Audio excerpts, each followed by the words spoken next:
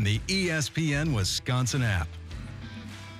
And welcome into the Damn Sports Show. And this is the third and final installment of having an alternative hero here today. That's it. I'm happy. I'm happy to wear the cape for a little longer, so it's good. I'm ready to pass the torch though, but it's been fun. It's been fun. We Cape did. Looks good on you, by the way. Hey, not all heroes wear capes, but you know what? Not all of them can pull it off. So you know what? It is what it is. Did you make that up just now? Part of it. The first part was from The Incredibles. Yes, I heard that. But that second part, not everybody can pull it off. That is cheeky. That is good right there. Hey, well, we talked about it yesterday. I did have the stand-up comedy improv background, so I know when to think of my feet, and I know what to say. That is phenomenal. Please do make the graphic now. I'm not sure who the team is, or if we're the team that puts it together. I think that might be the one that we do. Well, I don't even know if you'll be my teammate before long. You're gonna be TikTok famous. We did our handshake thing yesterday. I don't know. Bringing Corey back, all of a sudden, I'm not gonna have the TikTok genius in the world. It's starting to come back, but I did hear though. Doesn't come back? It's starting to resurface again. Like it's the video is starting to like kind of kick up. Like the algorithm kicked in, and now people are seeing the handshakes. Man, slowly but surely, people are liking it, and as Gen Z would say, we ate. We ate with that. We sound like such old men saying it like that, too. And we noticed that because Jason will occasionally come on Wednesdays and Fridays and actually drop a little bit of the modern lingo at it. And every time he does it, it makes me laugh because I hear myself saying these things and I already feel out of place. He does it with the tongue in cheek. You can hear it in his voice. Oh, he's ready for it. He's with it for sure. I'll never forget. I think it was one of the first times I started filling in on this show too, to get going through the process and everything and getting to learn and get to know you guys. I remember I think we ended up getting Jason to just say YOLO, and like it was so great where you just hear him on the phone, he's YOLO, and I was who made like, that happen? That was amazing. When actually even further back, so this was before when I was like part-time and I was working in local news and I was filling in on shows at ESPN Madison. I was on Sunday Karma, which actually I was across ESPN Wisconsin, which was pretty cool. So you probably heard me here. It was American Family Championship last year. And we were talking about Jaden Reed, and we were talking about which Packers receiver needed the bag. And I remember I kept saying casually, like, who's going to get the bag? Who's going to get the bag? And then Jason stops in his tracks. He's like, see, I just wish I could be as cool as Pablo one day to just casually say, get the bag. So then I ask him the question. I'm like, no, Jason, you had to say, get the bag. And you hear this pause, and then he does it, and it was perfect. I can't even hear the dejectedness in his voice. Just... I think he has to go and get the bag. Yes, that was such a gratifying moment for me. Like the fact that we got Jason Wilde to say "get the bag," and he's a great guy. You know, I mean, he's an awesome teammate of ours too. He's an all good fun. Maybe sometimes people are like, why is he like this? Why is he like that? I mean, it's for show too, or not for show, but it's for fun. You know, he's a one of one, and the fact that genuinely. He's willing. A little different for you guys over at ESPN Madison, but Corey and I, this is the first show for both of us. For him to right away jump in like October last year and give it not one time, but volunteered 2 days a week to come on this show, it means I know a lot to Corey. It means a lot to me, and I think it's a testament to the cool culture that we have here at ESPN Wisconsin. And you feel that even now, getting to have you in the building, just 3 different days this last couple weeks. But it feels like you're always a part of the team. Oh. You walk in, I'm like, we got a Pablo show today. Oh man, listen, you guys gassed me up too much, and always happy to be here. Appreciate this being the final one. This is or the final one for a little bit. Obviously, hey, you always know where to find us, so feel free to hit me up. But these have been a fun 3 shows getting to do this with you. So couldn't have asked for a better one. Yes, please. Don't renew. Yeah, if we are renewing the season, I don't know if this is the pilot season or what, or if I'm gonna get recasted and no way get recasted and nobody's gonna say anything. Yeah, exactly. Like, what's gonna happen here? Oh God. Well, you know what? Speaking of that gas throwing that we were doing a little while ago, Miz and Kershaw.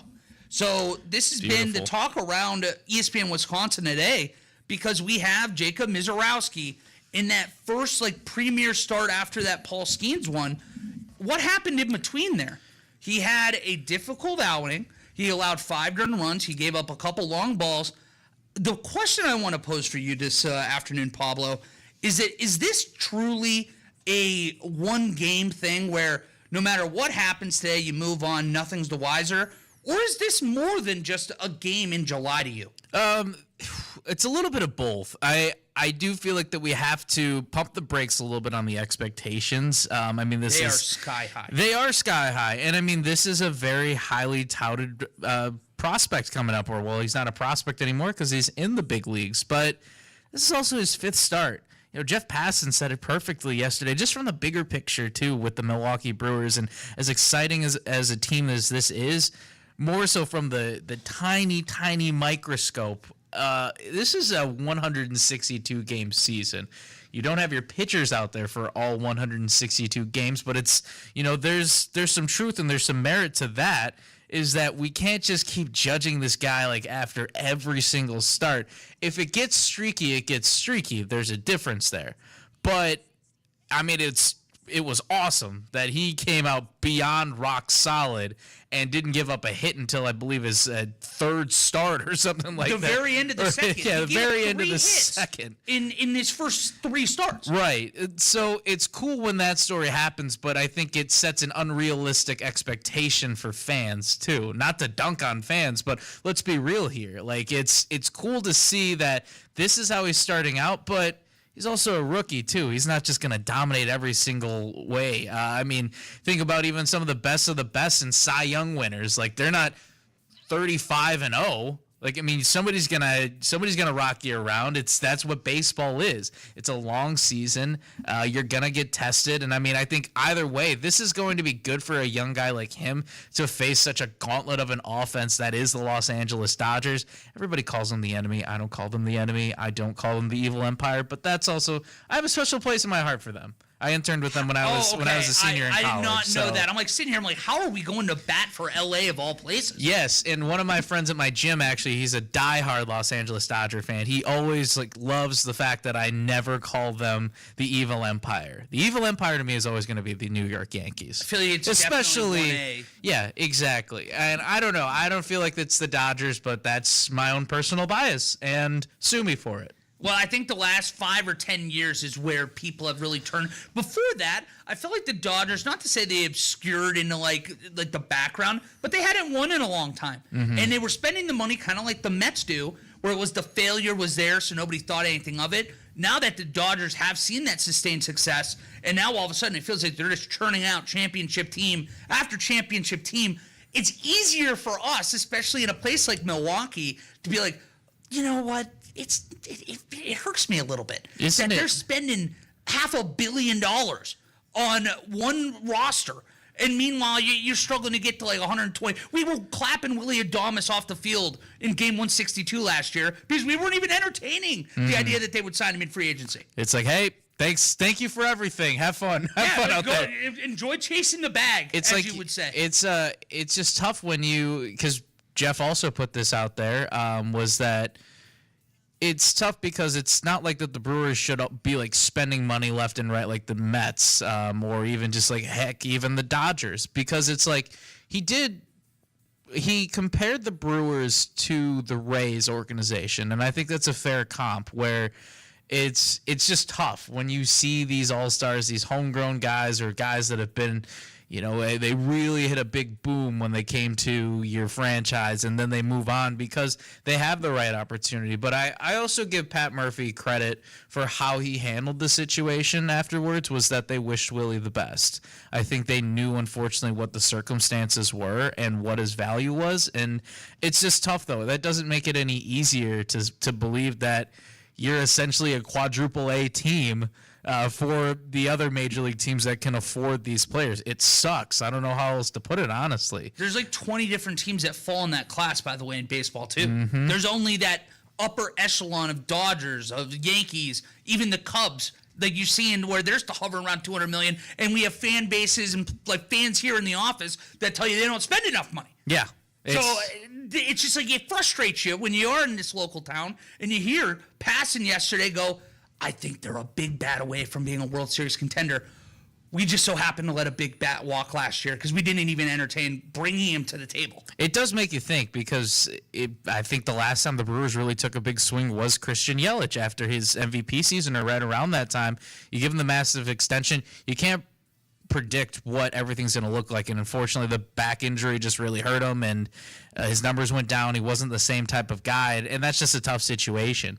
So I wonder if it's just like because you're eating so much of that contract already that you can't go out and get, Willy Adames now, and it just sucks. And I'm not saying that this is all Yelich's fault by any means. It's just more of you have to pick and choose, and there's always a risk to it. And I think this is like the other side of it, what we were reminded last week too, in a very different sense with the Milwaukee Bucks, is that you take the swings, you take the risks, but not every risk is going to pan out. But also, like I said, at the craps table too, or at the blackjack table, scared money don't make money. You got to put it out there. The Brewers didn't exactly show up to the craps table like that rich guy coming from the penthouse down with that 1,000 chips.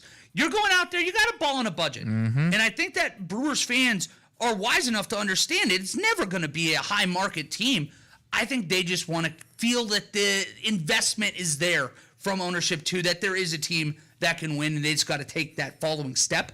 My question, going back to what we started this discussion with today, with Jacob Mizorowski, how big is this individual start? I want to walk the tightrope in the middle here because I want to make myself very clear. This is one game in a 162-game season. I don't think this game specifically means that much in the scope of things for maybe the team for like getting into the postseason, anything like that. My part where I feel that he has to bounce back a little is for his own personal confidence, because you have a Milwaukee Brewers team, that expectation is to be playing October baseball. They haven't been winning there, but the expectation is to. And they're going to be playing teams like the Dodgers there. So what happens when you throw him the ball in game one and say, all right, you're going to be our horse this postseason? Does it go through his mind at all when you have these big matchups and you get a couple back-to-back if he struggles here against a team like the Dodgers? I just don't want to see it spiral into 5 starts instead of it just being 2. So it's less of a, I'm worried. It's a, all right, I'm keeping an extra eye open on this one tonight. Yeah, I mean, I do feel like that there probably are going to be a few more eyes on this one. I mean, heck, it's also going to be on the national scope. It's going to be fun. I think that's one of the big reasons why the networks wanted this one all of a sudden. It's like, we talked about it yesterday, too. If we thought that the Brewers and Dodgers on a Tuesday night was going to be a national game of the week, I would have called you a liar. But the fact that we have a fireballer who's coming out here who's 6'7", probably if the wind blew, he'd go flying based off of how thin he is. But he's a fireballer going up against a guy who just became the 4th lefty in baseball history to fan 3,000 players. Unfortunately, it was against my Chicago White Sox, where it had to happen there. But anyway, I digress. It is that marquee matchup that you're looking for, and it is that time of year too where it's like there's not much going on right now. So let's take advantage of the window that we have, like I said, on a Tuesday night. So I don't think this is a make or break start, but if anything, I see what you mean though in terms of this could give you that October feel in July. This puts you up against one of the best, if not the best teams right now. In the National League, as you said, probably like either a first round or maybe somewhere in the mix to get to the Fall Classic. So however he responds, I don't think is an indictment, but it's certainly something that if he does well, I could see him riding high off of this one and just building off of that momentum. And that's a great point, too, because I don't want to only look at it if it goes poorly tonight. Because if he goes out there and he throws 6 innings, allows 1 earned run against this team, and then you get to the postseason, there is that, like, I've done it against high-level teams. I know I can go out there and do it, regardless if that is in Southern California or if it's in Milwaukee, whoever he plays. The ability to go out and shut down a lineup with this kind of star-studded teams would have this place ready to explode. It already feels like it is. I mean, AmFam is going to be standing room only tonight. It was standing room only, like, I think his first start or his first few starts. Yes. It was a sold-out on a Wednesday afternoon. The Pittsburgh Pirates, of all teams, were in town, and you sold out. And I know some of that, very small of that, because up here, not a lot of Pirate fans, some of that's the Paul Skeens allure, too. But it's the Miz buzz right now. Yes. And it's palpable in the state of Wisconsin. Yeah, I do feel like that, again, it's going to give you that feel. It's going to give you that postseason feel. But, again, it's just exciting. Like, that's the best way to put it, honestly. I love it. All right, well, Pablo, we're going to take a quick break, and then we're going to basically have come back and have Pablo Iglesias block. Oh boy! Because we got to come back. We got to talk. You mean a the little first bit. block wasn't already me? If you're on the show, it's Pablo Iglesias block, so I can assure you that. But we're going to be reacting a little bit to a little discussion that you had with Nick Osen last Thursday on the Jump Around over on ESPN Madison, and we're going to dig into a little bit of that conversation that you were a part of. But that's going to be coming up next year on. I almost said Hometown Today. I almost got my other show thrown in here. But we're on the Damn Sports Show, Pablo. Did you know that? Damn right. You're damn right. We are the Damn Sports Show, and we'll be back in just a few moments here on Daily Dodge TV and 1430 ESPN Beaver Dam.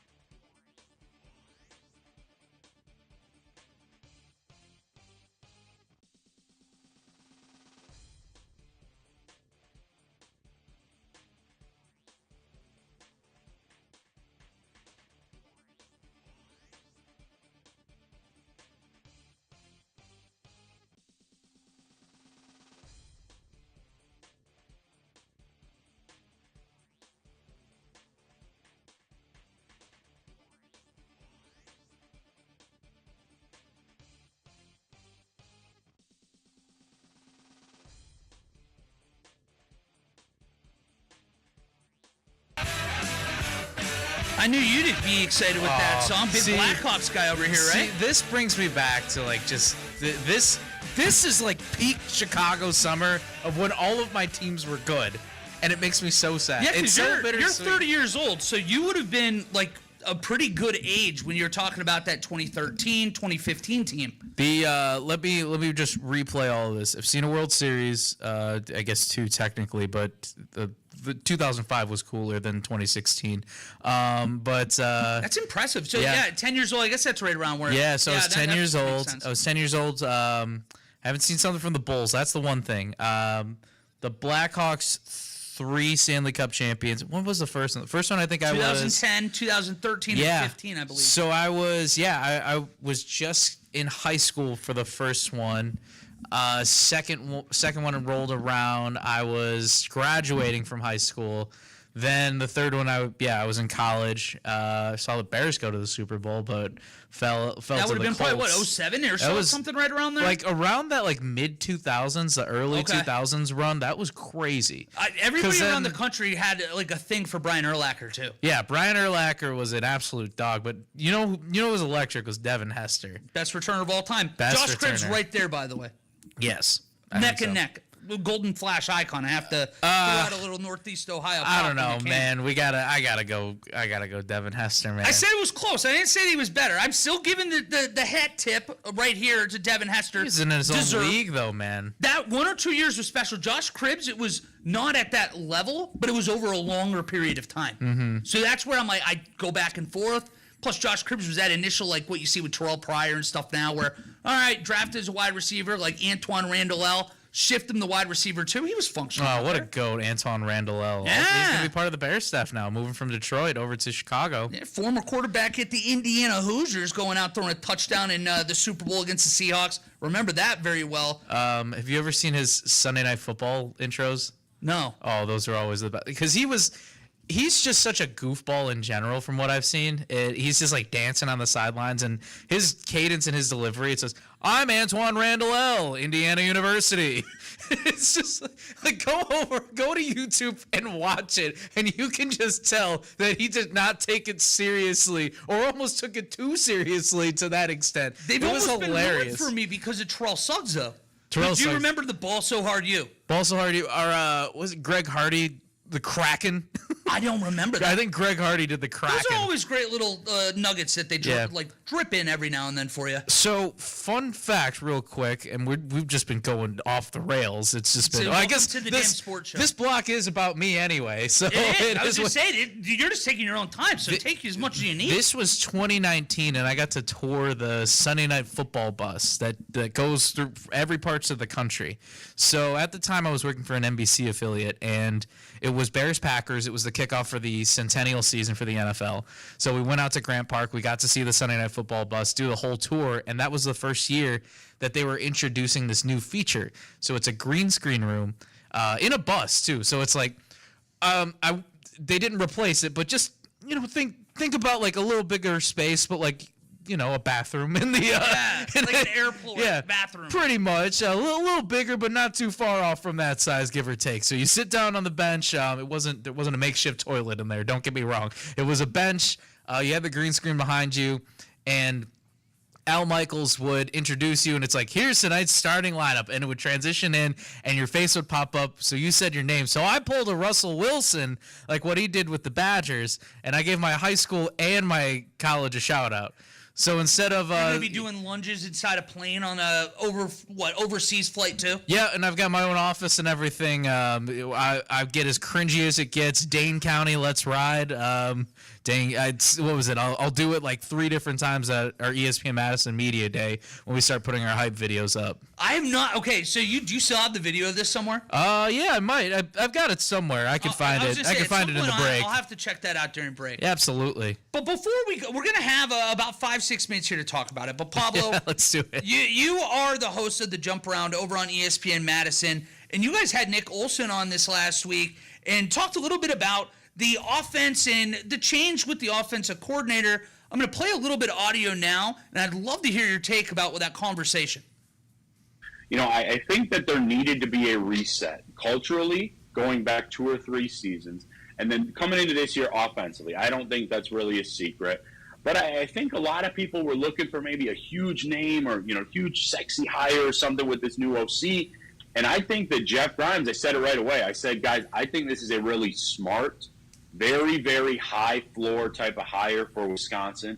So Jeff Grimes, not sexy, but very exciting move. It sounds like you're getting back to Wisconsin Badgers football with Grimes. Yeah, 100%. I really loved Nick's perspective on this because it is true. And from what I've heard about Jeff Grimes is like not every single one of his experiments went well, but he did transform Kansas. He did help BYU. He helped Baylor really become the offenses that they were like in those windows of very, very high profile, good numbers. And I think like he'll probably bring back that mix of, it's not going to be the old school Wisconsin football through and through, but I think what he also brings is that ground and pound mentality. Wisconsin Badgers football. It's as much as everybody wants that lightning in a bottle that we were hoping for with Phil Longo and the air raid offense. Maybe that just lightning fizzled out very quickly. That storm ended up dissipating faster than we realized. No rain came. Yeah, exactly. It was you had the umbrellas out for the entire time, and it was just 90 degrees and humid and hot and sunny. So at least you had some shade, but you weren't protecting yourself from any rain. Enough of those. I like the metaphors. It's just metaphors and comps left and right. We're not even going to talk about football. But no, what Nick was saying, he brings up that good point, is because it does bring that chance to reset. I've had conversations with this too, even like one who's a diehard Ohio State fan. Even he believes too that fans need to give Luke Fickell and Wisconsin a lot more grace. I wouldn't say Wisconsin necessarily, but it's more of just Luke Fickell specifically, because we are in this immediate gratification type of like world where it's like we see how things are operating with NIL, we see how things are operating with transfer portal, but also you can't necessarily say that that's Luke Fickell's fault. He came into this situation knowing that it was going to be tough, knowing that the transfer portal and NIL was going to be transforming, and I mean, who really has it down? Like, who has it down is the question. We point at the Ohio States because it's like, oh, like, well, they lost money or they're in a deficit, but it's because they spent a little bit in the NIL world in order to win a national championship. So, again, it's evolving. But going back to Jeff Grimes and what he brings, you could just I would say even beyond like what Grimes does, we've talked with offensive players. We've gotten to get to know them a little bit before the season. You could just tell that there is much more of a positive, radiant energy. It wasn't that people didn't like each other. The teammates didn't there was no disdain. There was no hate. But you could tell that it almost just feels like that there's a lot less pressure in the best way. Guys are going out and they feel like that they can ball. Like they felt like that. If anything, I almost do feel like that Wisconsin and Luke Fickell, like it was walking on eggshells. And based off of it, I thought I recognized this right off the bat too for spring practices and his availability is that I haven't heard from Jeff Grimes, but I've heard from Luke Fickell. And there's just something that feels a lot more confident. There's something where it's like he's just like, kicking ass and taking names kind of thing. But there is that sense of confidence. There is that, as Nick said, a reset. And I think this is a very good and positive reset to bring in those. It's like with where Phil Longo's system, it could work, but you have to have the right guys in place. I say this analogy through and through. Of the offensive linemen that Wisconsin has historically recruited versus probably the linemen that you're trying to recruit for an air raid system, I don't know if it works because it's like basically putting a right fielder as a catcher the next day. That's just not a system that I feel like it works. He's really good at right field. He's going to be good everywhere, and it doesn't work that way. No, right, exactly. So just because like they've shown flashes here, it's like, okay, well they're this, so why don't we try to change like the whole formula here. Jack Nelson, I think, is in the best way. I'm not saying he's lucky, but I think it's Jack Nelson coming out of Stoughton and drafted by the Falcons 7th round. I think it's a very rare situation. The fact that he had 4 offensive line coaches and still became an NFL draft prospect is more of like a sign on him, which is awesome. But it's tough, like especially knowing that Wisconsin wants to be a school that has famously put out NFL products. So getting back to that, obviously, first off, it's about winning football games and getting back to a bowl game. But you also want to produce NFL level talent, and Wisconsin has been known to do that. There's been a little bit of a fall off the last few years, but I think that slowly but surely this can happen again and get back to the brand that people really know Wisconsin football as. There's two words that I've been hearing constantly, and I know that at ESPN Madison, you guys are going to be even exposed to it even more. But the words that I keep hearing from anybody close to this team is confidence and culture. And they feel that is as healthy as it's been under Luke Fickell. And then at that point, you can go back years before. The results haven't been there yet. But then you start also looking around. This isn't the Big Ten that we grew accustomed to for 15 years. This isn't the East and West where you're going to have the Minnesotas, Iowas, and just like punching down all the time. The Legends and whatever. The Legends and Leaders division. Legends and Leaders. That was an absurd year. Whatever. I think it was either 1 or 2. Doesn't matter. But these are the teams that Wisconsin are now playing. USC, Oregon, on the road for a couple of these now. So you're going to have a little bit, I feel like, of growing pains where you're not going to see the 10 wins that we were used to seeing for a while. But there's belief now. I think there's even more belief too, and we've talked about this a little bit. I'm sure we'll get to it at some point on the jump round. Is let's look at the games that Wisconsin was in last year. We'll break it down to 3. We'll go with Oregon, Penn State, and USC. 2 of those games at home, 1 of those games on the road. And right now, Wisconsin is sitting at 5.5 over/under with total wins, and a lot of people are taking that under at 5. Whereas, like, yes, they have the gauntlet of a schedule where it's like you have Washington, you have even Indiana, who was a college football playoff team last year. You have Ohio State. I'm not saying that the Badgers are going to come out and beat Ohio State, but you do have Alabama at Tuscaloosa. But there's got to be something that gives, because if Wisconsin could hold that 21-6 lead going into the fourth quarter at USC, even though it kind of fell apart, unfortunately, the fact that they had the number 1 team in Penn State, or rather Oregon, on their toes, and then they had Penn State, who was also a top-ranked team. If you have those teams on their toes and trying to make sure that, like, you are near upset alert, I would say, like, for sure, I'm not going to say they're going to come in and upset every single team, but why would you discount this team? Because I feel like that they're coming in with a lot more confidence. If anything, it's like the offense that just wasn't operating efficiently. We do have to see how they operate in general, but I'm not saying, why are we discounting the Badgers just because they have a hard October? If they come out with 1 marquee win, I think this is definitely the year. They've been trying to get that marquee win since, I believe it was 2017. Sorry to bring this up, but I think it was the Ohio State game. That was 2010. Yeah. 2010. Oh, okay. Sorry. I mean, that's not me bringing it up. That's Pablo bringing it up. Yeah, that's true. 10-0 since then, but whatever. But to the point, what is that, 2010? I was wrong on the math there. Number 1 team in the country, Ohio State. Number 1 team in the country, that's 14 years. Now you're going on 15 years, actually. You're going on 15 years for looking for that marquee win, and the Badgers were so close. I'm not saying it's like a horseshoes and hand grenades here. You take the L, you take the L. But you also need to think about this, too, is the Badgers still had a shot. They still had a shot with a team that, frankly, to me, didn't seem like it was 100% there. No, I mean, the team in general last year, you would see large swaths of time where you just asked yourself, if you didn't see the W on the side of that helmet, where's Wisconsin Badger football? Yeah. It didn't feel prevalent.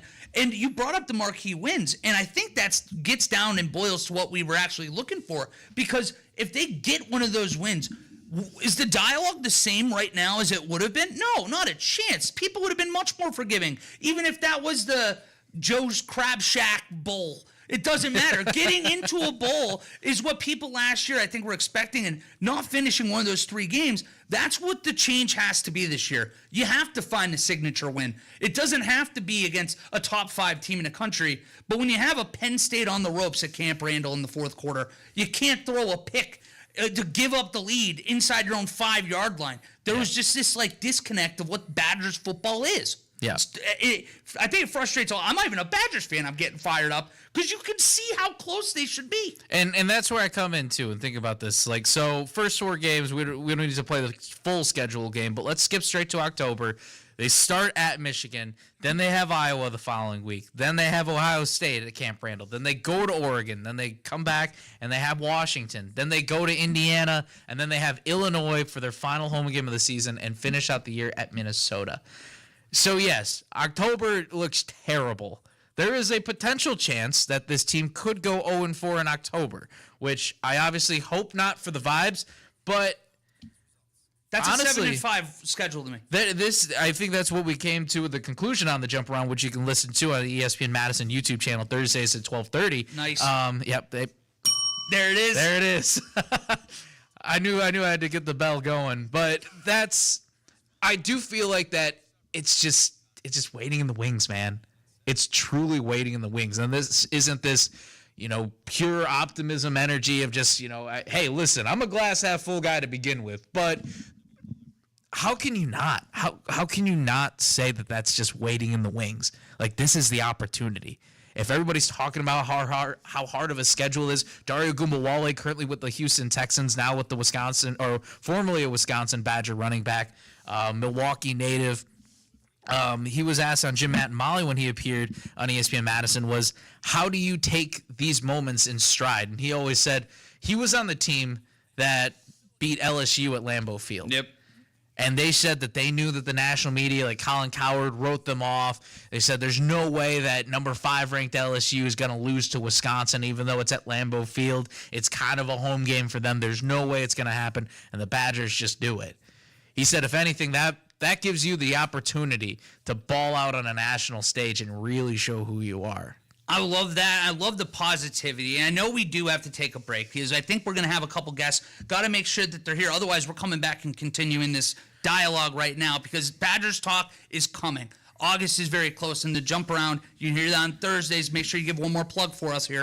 Yeah, that's right. Thursdays on ESPN Madison's YouTube channel, 12:30 p.m. Every Thursday afternoon. This week we're going to have Ben Bruss. We'll talk about Made 'em Believe and releasing all of that, too.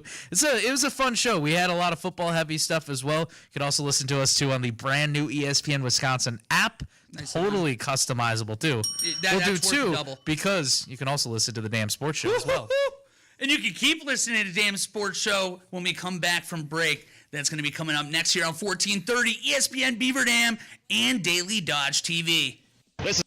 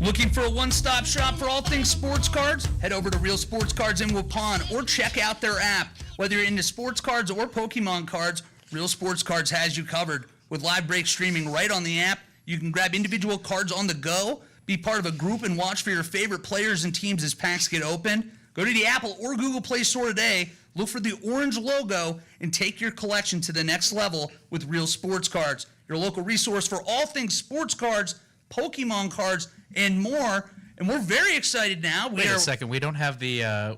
Do we not have that video? Like, what was it? Isn't there something on the video stream too where it's the trading cards? I just sound like an idiot right now. I was just saying. I'll be throwing it. There's another little goofy button that Wally didn't click until we were halfway through. No, I could have done. Like you could have Vanna White.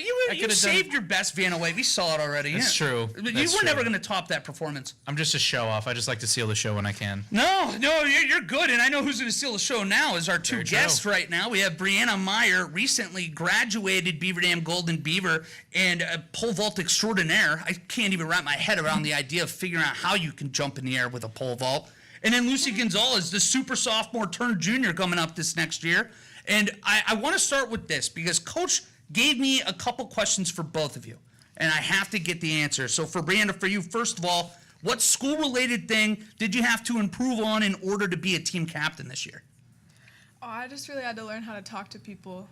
Pushing yourself out. So of this is really great that you're here right now. Yeah, I'm actually kind of really nervous. But you're gonna do great. I mean, you jumped 10 feet in the air with a pole, which my brain can't even rationalize. How do you even figure out that that's like a skill you can do? I don't know. I don't know either. That just is absurd to me. It's terrifying. I've been a gymnast my whole life, so my gymnastics coach was like, yo, when you go to college, you should do pole vault because you're going to be good at it. So I was like, okay. Well, you probably already have the body control in the air and all that, so you have a huge advantage over a lot of us. Yeah, and I was talking to all the people at state, too, and, like, most of the vaulters at state had been gymnasts before, so it was fun. We could talk about gymnastics. Yeah, absolutely. And we might hear, because I know it's going to be tight end of the show, what we'll probably do is we'll keep the stream going. Pablo, I know that you got to drive back if you can't make it. Otherwise, I got to stick around for another 5-10 minutes and poke for a little extra time for you guys. But then, Lucy, I have a question for you as well. And Coach has specified you have to pick one. You cannot say both. Team Matthew or Team Riley of the Doyles, they're twins, and we need to know where Lucy stands, and you have to choose one or the other. Coach Price, this is all him right here. I think it depends. Coach isn't going to be happy with that. I think we need an actual answer. I'm going to say Team Riley. There you go. All right, Team Riley it is. And it goes to, all right, similar question for you, because I'm trying to imagine, like, the pole vaulting, I can't wrap my head around it. I'd be terrified even on day one.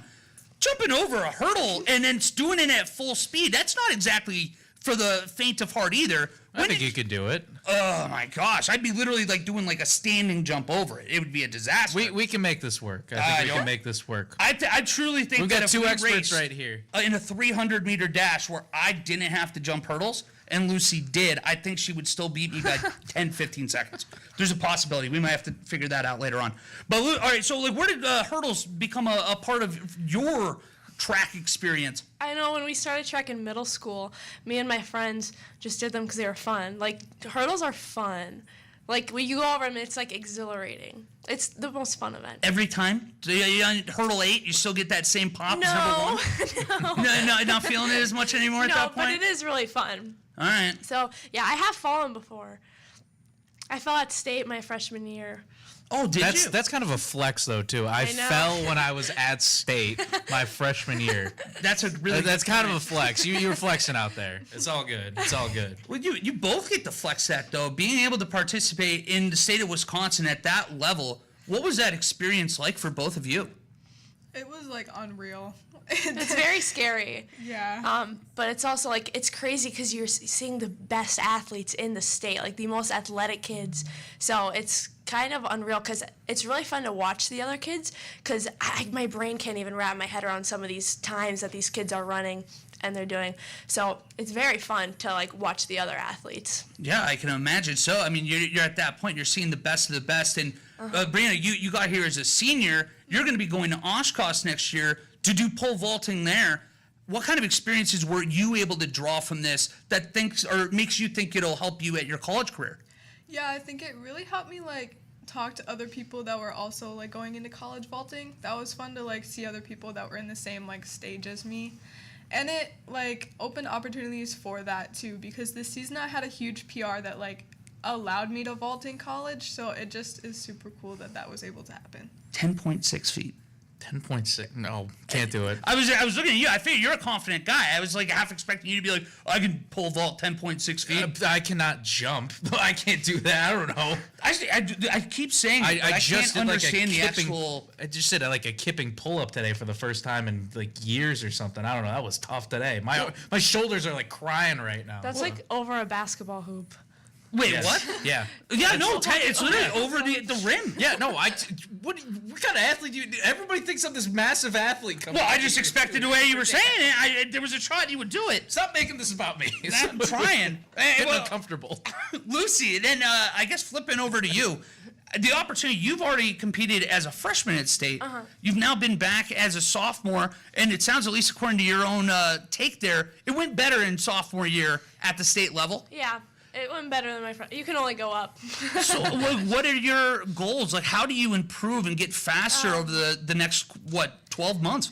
You have to, working a lot over the summer. Like, you have to, like, stick with it for sure.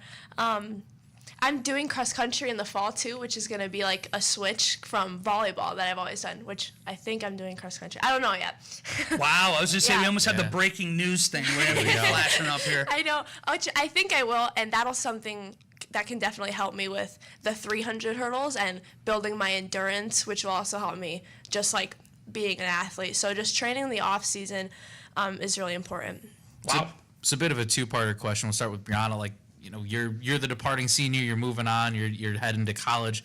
What is the advice that you gave to the whole team, to the whole program? And Lucia, what are you following up with that one? What's something that you learned from Brianna, or you learned from all the seniors that are moving on? Brianna, we'll start with your message that you gave to the senior, or gave to everybody after graduation. Yeah, I really just think having a good attitude about like workouts is really important, because like track, I feel like is just not like the running part for me at least is not fun.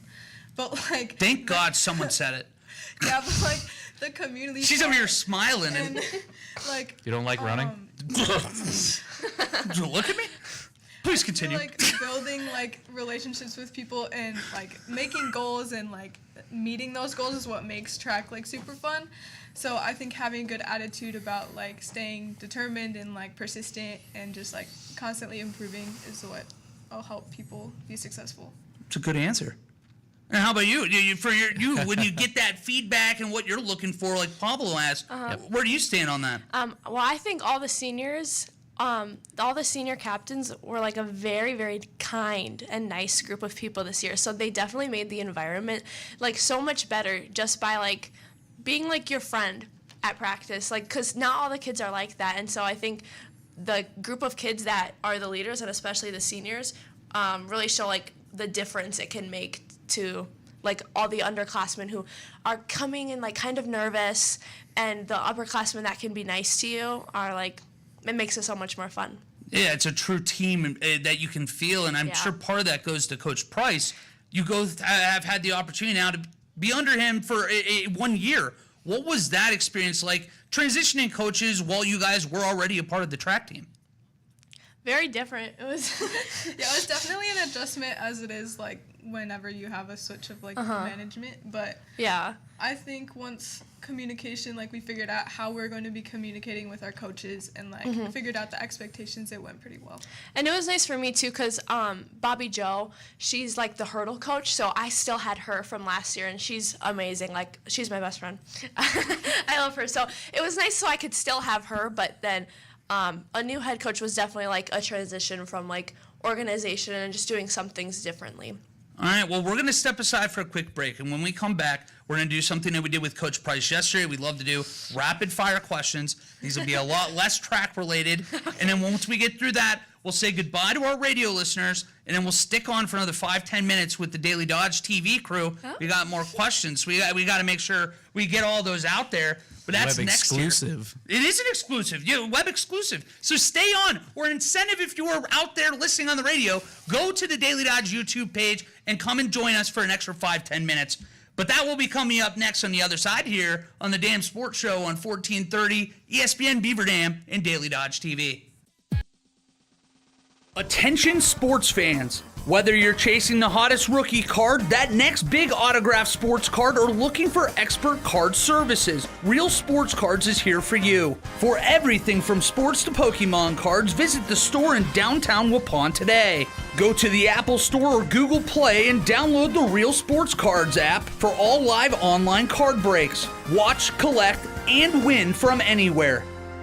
Real Sports Cards, where sports fans come to play. Across the region by heading to the sports tab at dailydodge.com. Local scores, interviews, and more. Save big on auto accessories at Menards. We have what you need to keep your vehicle looking like new. Give your car the care it needs with Spray Wax from Turtle Wax. Just wash your car, rinse, spray on Turtle Wax, and dry for the quickest way to a high gloss shine. Save big on all Turtle Wax products. Plus, check out our weekly flyer on menards.com for more great deals happening this week. Save big money at Menards. Immediate live show streaming. A homepage customized just for you. The brand new ESPN Wisconsin app. Your state, your teams, your ESPN. It isn't fair to just say they need to put pieces around Jordan Love in order to get to the Super Bowl, but it will also help if Jordan Love plays up to his potential. The ESPN Wisconsin app. Everything in the palm of your hand. We're just going back to it's fine just doing it the Goody way and growing young and growing together. Available in the Apple and Android App Store. Download the ESPN Wisconsin app today. There's power in your smile. Hi, this is Dr. Adam Forster from Columbus Family Dental. Your smile can make or break a day, start a conversation, even double a dose of courage. At Columbus Family Dental, we are committed to protecting your grin from ear to ear. Young and old, orthodontics to cosmetics, we're here to make it that much easier to share your smile. Columbus Family Dental is now accepting every kind of smile. Call us today for a free, no-pressure consultation at 623-5559. When we started picture framing, we used the scraps we had from making furniture and coffins. Things have changed over time. We invite you to discover the picture framing department at McKinstry's Home Furnishings in downtown Beaver Dam. Hi, this is Sandy. We can frame almost anything. If you have something you would like to preserve in a picture frame, McKinstry's can help. Our professional staff will help you select just the right frame and matting to enhance the beauty of your artwork as well as your home. We stock a complete selection of picture frame moldings, matting, and glass choices. This ensures professional framing of your needlework.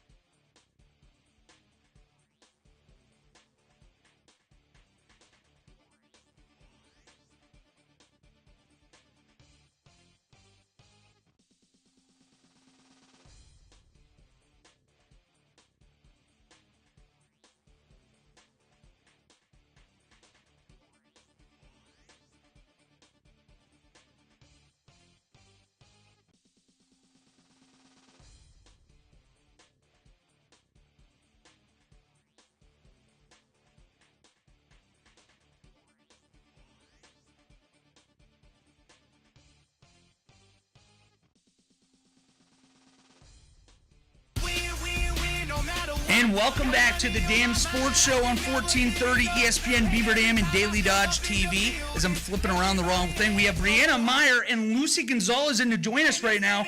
We have our rapid fire questions. Do you want to go first, Paul, or do you want me to get us kicked off today? Yeah, I'll go for it. Let's go. Lost in space or lost in sea? Space. See. You're right. You're wrong. No. Space is correct. C is correct. Space is 100%. I feel like if you go to space, then you just die. Like, you can't be lost at sea. This is getting dark. That's the whole point. If I'm in space, it's over. No, I can No, survive. if you're in the sea, then you have to suffer. Yeah, but then you're going to get found. No, I'm gonna survive. No one's gonna Me fight too. you. That's what I'm talking about. Well done, Brianna. All right, how about if you could domesticate any animal in the world and make it your pet? What would you choose? Monkey. Giraffe. No, bunny. What's up with all the monkeys? Charlie Dern did it too. All right. Favorite cheat meal? Sheep meal? Cheat meal. Cheat It could be a sheep. I don't know. I love ice cream. Ice cream. Love ice cream. Me too. All right. Mine too. We'll allow ice cream. All right. How about athlete you look up to? Sydney McLaughlin. Good answer. Simone Biles, but that's just because I'm a gymnast. Hey, that's okay. You're allowed. Okay. I'll give you one more here. Hype up song. Go. Taylor Swift. Taylor Swift is a hyped up song?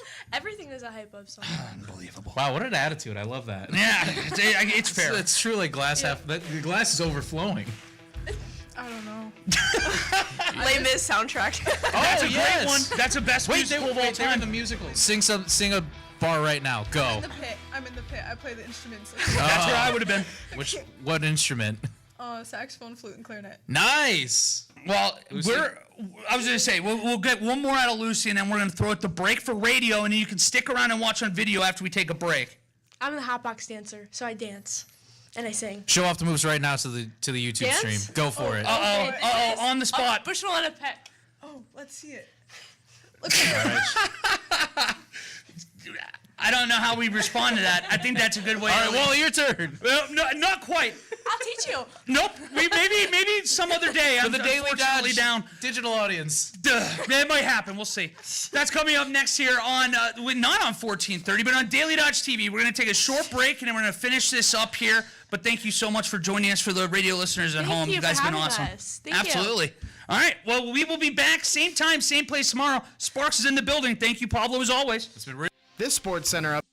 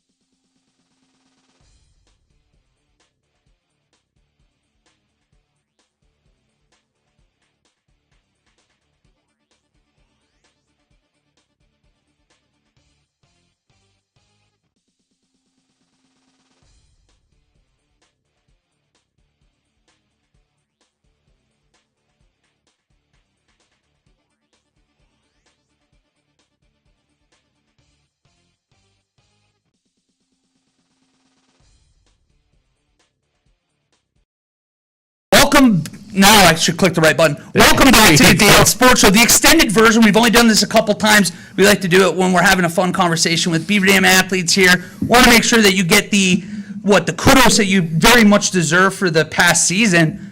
Gotta ask us softball. Well, real quick, we got some kudos too. They approved of our TikTok that we made. Which we are going TikTok viral. I think it's got like 7 or 8 likes by now. We're gonna be TikTok stars. So Probably. This is fun. This might be our last interview, so it's a fitting time for all of us. Can I get your autograph after this? I was to say no press, please. I have to ask the most generic, boring question in the world, but when you look back, for you in the first 2 years, and for you over the course of your career at Beaver Dam, is there a moment, whether it be an individual achievement, a team achievement, that sticks out to you more than anything else to this point? When the 4x4 won at that one really. That was so fun. Me and Lucy were also ran the 4x4 for most of the season. So our team was like, I loved our team. It was so fun. We were in lane 9, and that's like the slowest lane you could possibly be in at a pretty big meet, right? And this was our first 4x4 of the year. And then we got put together, and we were like not supposed to win. I think we had like the slowest seed time, and then I think I got the baton, and we were kind of like in the lead. I think we were in 4th place, and Lucy passed everybody. Well, Brianna started it, but I felt like the hero.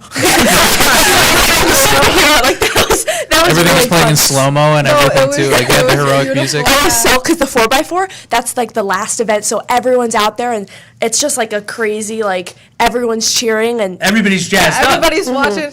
Yeah, so it's super fun because then like the last straightaway, I ran like the best 400 I've ever ran, and then we got first place in lane 9. So that was a very fun race. Yeah, what's that moment like, when you cross the finish line too? Do you just kind of feel weightless? It's like, even if it's like the hot races too, like you mentioned, that track. Like, when it's 400, you want to die. So you don't feel light as a feather. You're just happy you can see the end. No, I was really happy can't though. see. Because that was such a good race. Yeah, but So give that it was like fun. 10 minutes, then you get really happy. Once you like can breathe kind of again. You can actually like not have that stitch in your side all of a sudden. Get to enjoy yourself a little bit. Yeah. Yeah, I just feel like super proud of our team when we're done. That was very fun. Well, you guys have been a part of, like, we're seeing the culture change here at Beaver Dam across a lot of sports. We're seeing a lot of newer head coaches, and the cultures in itself seem so healthy. What was the team dynamic like for you guys? Because it seems like everybody I hear it from, the track and field team is very, very tight. Yeah, I think it's not very like cliquey as you would seem, because there's such a wide group of people. Like there's so many just like different kinds of kids who like different things, but we all kind of come together, and it's so interesting to see people who like different things that you don't really get to see, because some sports you're kind of all like the same type of people, but track is just such a variety and diversity that everyone is just fun and nice to each other. What's the team's favorite like bonding activity, or like just out of just food? What's the is there like a specific like post event place, or it's like whatever the crowd's vibing with, like, hey, we just ride the lightning and we go to we're Culver's feeling. a lot. We went to Chick-fil-A. We go to Chick-fil-A, yeah. Okay. Chick-fil-A and Culver's are strong options. That's perfect. That it's almost Talking dinner. my language Bus here. rides. Yeah, I can't really think of anything else. Yeah. Who do you trust with the aux the most? Who do you trust the least? Hey, put it out there. We know for sure who we're not trusting. Jacoby highly controlled the music for most of the season. And he got a thumbs up. We approved of that. It was very loud. It was very loud. Very loud and okay. The reviews are in for Jacoby. It was good because everyone, I know like the group of like guys, they all kind of were just like vibing to the music, and it was fun to like see. Yeah, I was sleeping in the front, so. I know To the loud Matthew likes music? good music. I was tired. I was too. You just jumped 10 feet in the air, so. Yeah. I've said it 58 times at this point. My brain can't calculate the idea of anybody trying that for the first time. Seeing like the giant vault and be like, you know what, I'm going to throw myself high in the air over an object. Yeah. Like, how does it even get birthed? Oh, I guess so. Well, kind of following up on that one too, is there a person on the team that was funniest, the class clown that you always know could make everybody laugh, whether it was a difficult practice or everybody's feeling on top of the world? You know the joke's coming. Me. I was gonna say I thought we were sitting with her to be totally I'm honest. just kidding. I think Matthew's funny, but he's just like my friend. I think he's funny too. I don't know. Yep. Tough. It's a tough spot. Yep. I don't know. It's hard to think. Lucy and Doyle were pretty funny. Whenever I was having That's a a bad duo. practice, I go talk to Lucy. Yeah. That makes sense. I feel like we can see that energy right now. I want to thank you both so much for joining us today. We had a blast talking with you.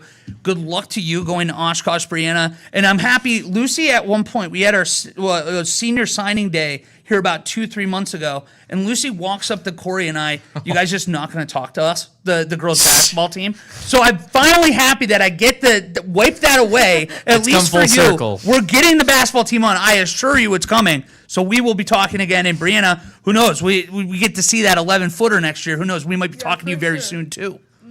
All right. Well, thank you both for joining us today. That's going to do it for us on the extended version of the Damn Sports Show. Huge thank you to Pablo for stepping in Corey's absence this week. And we're looking forward to continue our Beaver Dam Spring Showcase next week as we welcome in the baseball team. But that's going to do it. We will be back at 4 o'clock on Daily Dodge TV and 1430 ESPN bright and early tomorrow at 4 o'clock.